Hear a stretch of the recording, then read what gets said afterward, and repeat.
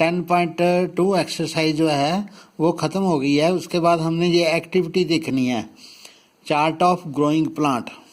अमित जो लड़का है, सोड सम सीड्स ऑफ ग्राम, उसने चने के बीज बीजे।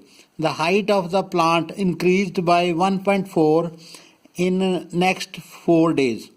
4 दिन में जो प्लांट था उसका साइज 1.4 सेंटीमीटर हो गया। और फिर उसने ये चार्ट बनाया, ठीक है। Afterwards it grew at rapid speed, उसके बाद ये तेज़ी से बढ़ा। 8 दिन के बाद इसका साइज़ जो हो गया वो 5.3 सेंटीमीटर हो गया। और 12 डेज़ के बाद इसका साइज़ 9.5 हो गया। और 16 डेज़ के बाद इसका साइज़ 10.2 सेंटीमीटर हो गया। और 20 डेज़ के बाद इसका साइज़ 10.9 सेंटीमीटर हो गया। तो ये जो टेबल बनाया है इसको उसने इस तरह ग्राफ पे बनाया, ठीक है। जैसे यहाँ पर ये 4 डेज़ है, इधर डेज़ है, इधर सेंटीमीटर में उसकी हाइट है। तो 4 डेज़ के बाद उसका जो था 1.4 हुआ, तो यहाँ पर उसने एक पॉइंट लगाया। तो 8 डेज़ के बाद उसका था 5.2, ऐसे 5.3 ये था। 8 डेज़ के बाद 5.3 और 12 डेज़ के बाद था 9.5।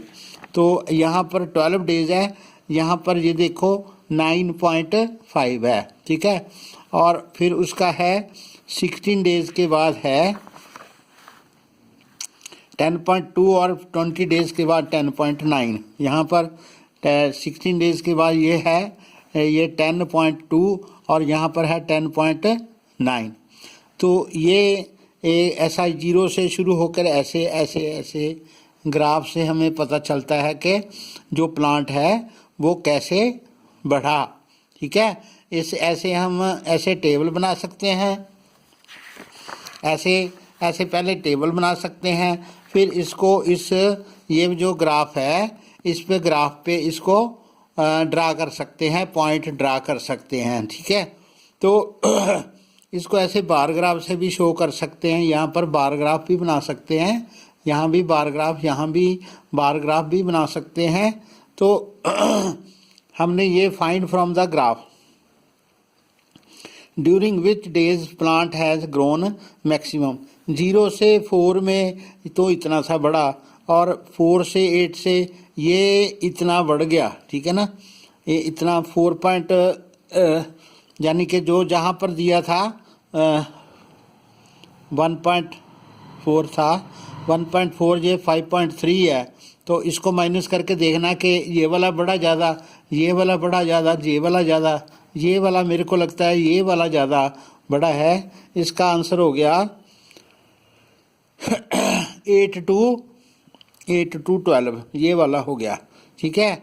8 to 12 जो डेज थे उसमें वो सबसे ज़्यादा बढ़ा। और ये है what will be the approximate height of plant in 14 day. 14 day यानी कि 14th डे या 12 और 16 के बीच में ये 14th डे है। तो यहाँ ये कैसे देखेंगे, इसको दोनों को मिलाएंगे, यहाँ पर ये हाइट होगी, वो इसकी अप्रॉक्सीमेट हाइट होगी 14 डे को। ये दोनों पॉइंट को मिला के ये 16 का है, ये 12 का है, ठीक है ना। तो ये एक एक दिन को लाइन जो है ना एक एक दिन को रिप्रेजेंट करती है, तो इसको हम देख सकते हैं। और will this plant increase always, क्या ये प्लांट हमेशा बढ़ता रहेगा? नहीं। What will be the approximate length in 100th day.